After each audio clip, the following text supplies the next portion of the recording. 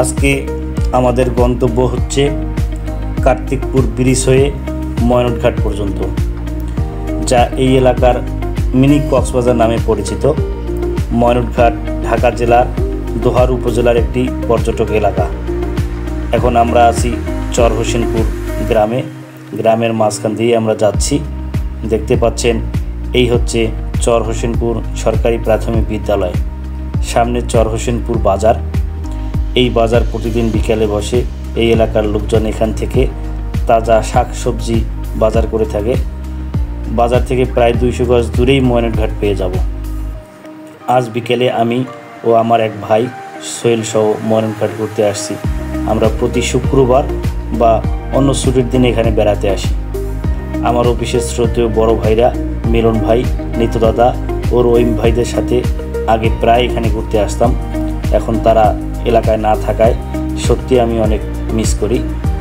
আপনারা দেখতে পাচ্ছেন রাস্তার পাশে কিছু বালুর স্তূপ। এগুলো নদী খনন করে উত্তোলন করা হয়। সামনে গিয়ে ডানে ঘুরলেই আমরা ময়নটঘাট পেয়ে যাব। ময়নটঘাটে প্রতিদিন অনেক বড় মাছের আড়ত বসে।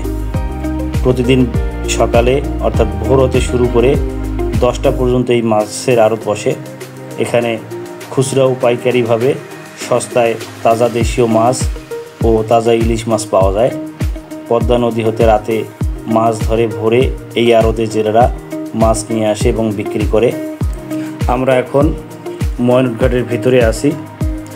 আপনারা দেখেন অনেক লোকজন এখানে বেড়াতে আসছে। ছুটি পেলেই সবাই এখানে বেড়াতে আসে নদীর হাওয়া খাওয়ার জন্য। বিকেলবেলা নদীর হাওয়া গায়ে লাগালে কি যে প্রশান্তি আসে সেটা বলে বোঝানো যাবে না। দেখতে পাচ্ছেন অনেক দোকানপাট, রং বেরঙের জিনিসপত্র এখানে পাওয়া যায়। আমরা বাইকে খুব ধীর গতিতে যাচ্ছি। লোকজন আশেপাশে অনেক ভিড় করছে, এর জন্য আমরা একটু সাবধানে গাড়ি চালিয়ে যাচ্ছি।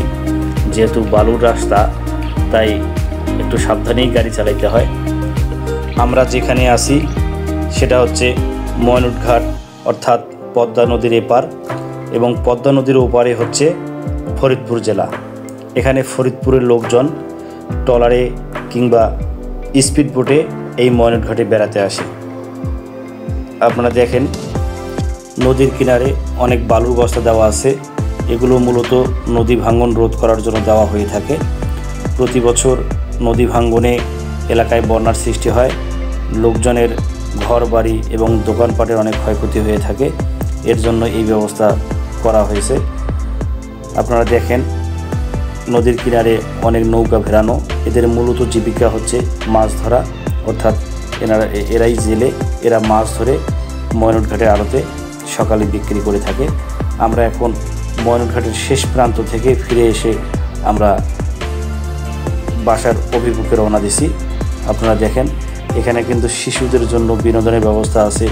এই যে মাছের আড়ত, এটা দেখতে পারলেন, এটা হচ্ছে মাছের আড়ত।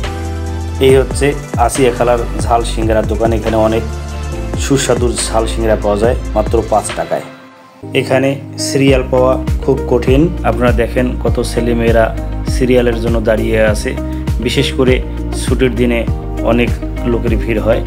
আমরা অনেক কষ্টে কয়েকটা সিঙ্গারা নিয়ে খাইতে পারছি।